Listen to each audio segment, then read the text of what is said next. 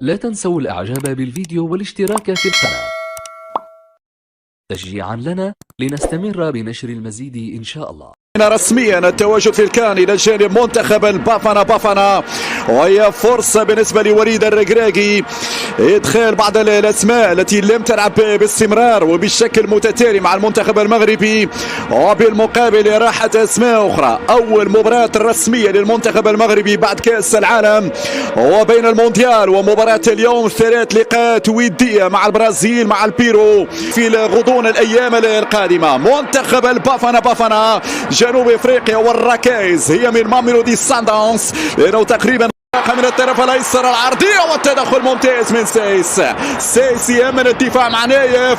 هو نايف فاكر يغطي بشكل الطرف الايسر مزراوي 1 على 1 مزراوي العرضيه والتدخل الدفاع. اول انطلاقه من مزراوي في الصاص مع زياش في تنفيذ الركنيه في القائمه الثاني، مرت عاليه على الجميع مباشره تمشي للجهه اليسرى. نادرا ما أحد وسام إدريسي يلعب قصيرة ممتازة، يدخل مزراوي وبعد ذلك ضربة مرمى. عملية ثنائية في مناورة في الطرف الأيسر لعبت بين وسام إدريسي. المغرب انطلاقة لمنتخب جنوب أفريقيا. بيرسيتاو ولكن السايس يجيب بسرعة. السايس يقطع كرة لاعب الأهلي نجم دائما في خط هجوم جنوب أفريقيا منير المحمدي.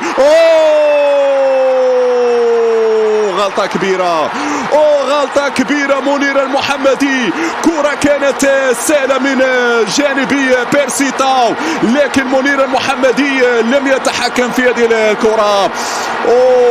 هدية تمنح لمنتخب جنوب افريقيا بعد خطأ منير المحمدي. معلش هذه من الكرات المفاجئة المباغتة تعتبر منتخب جنوب افريقيا، لكن دائما نحذر من المرتدات ونحذر من ترك المساحات خاصة لبيرسيتاو. في خطأ وضربة حرة لعناصر المنتخب جنوب افريقيا.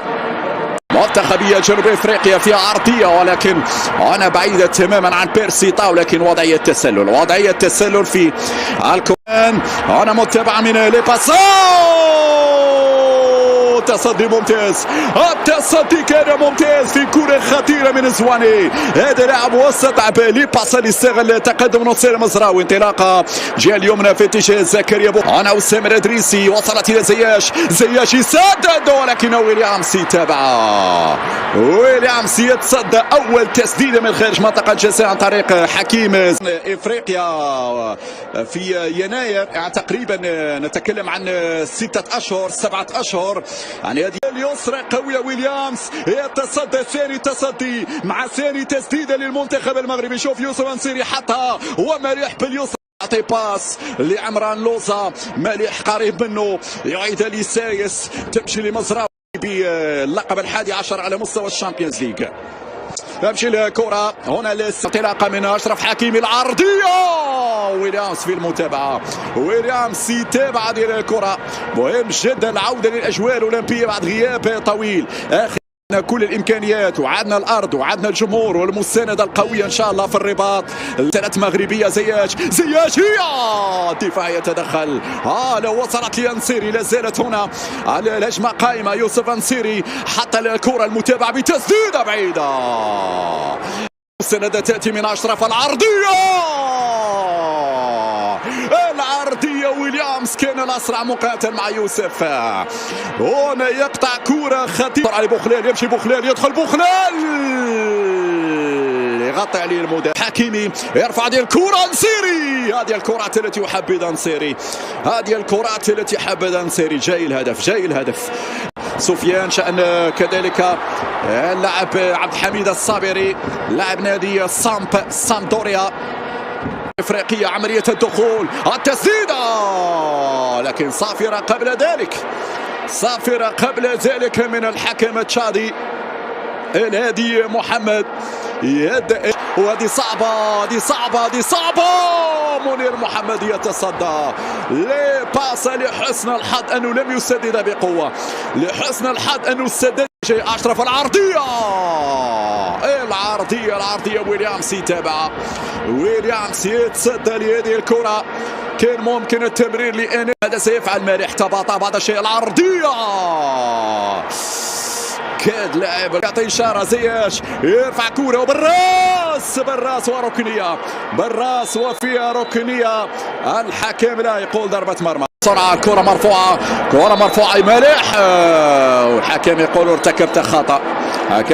ارتكبت خطأ يوسف مالح أمامنا على الثغرات الموجودة العديد من الثغرات التي يستغل منتخب جنوب افريقيا لي باسا مهاجم نادي اورلاندو بايراتس يعمق الفارق في مدينتنا لمنتخب البافانا سنتابع الإعادة. شوف هنا رغم التفوق العددي للمنتخب المغربي هذه عملية تحضير بيرسي طاو يحضر بعد ذلك مايامبيلا يسدد حكيمي يتقدم حكيمي يراوغ في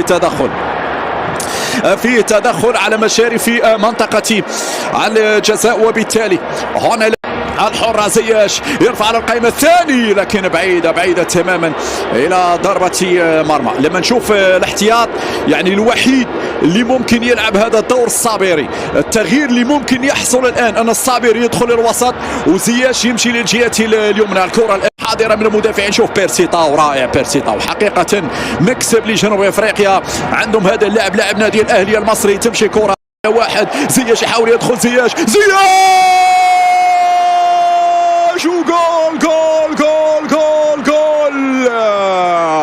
جول يا كبير يا فنان روعة يا فنان لمسة المايسترو الفنان زياش بمهارة سدد في الزاوية البعيدة. زياش يأتي بهدف تقليص الفارق 2 صعبة نايف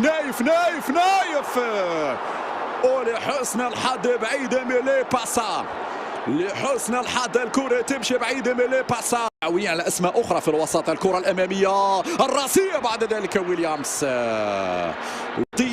فيها ممكن رأسية لا زالت هنا لكنها تجاوزت الخط وبالتالي إلى ضربة مرمى لمنتخب القادمة بالكوت ديفوار. المحمدي ممتاز منير المحمدي حارس مرمى الوحدة.